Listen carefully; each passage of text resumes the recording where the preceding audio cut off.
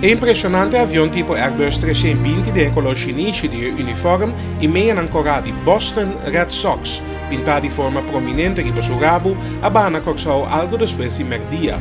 Voor de 2018, JetBlue é official carrier para o equipo de beisebol, o titular campeão mundial em várias ocasiões.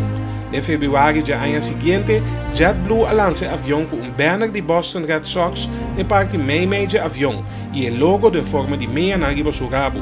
Mientras o avião estava conduzir para o terminal na Hato, ela recebeu banho de água de brandweer.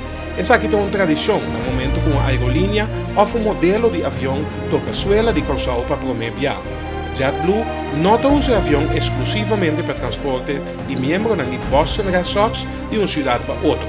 Como tal, é viajero comum, também por comprar ticket de JetBlue e viajar na bordo de Airbus 320 aqui com o logo de Red Sox arriba. JetBlue está realizando vuelo entre Curaçao e New York. Para Telenotícia, informa Franklin Nasset.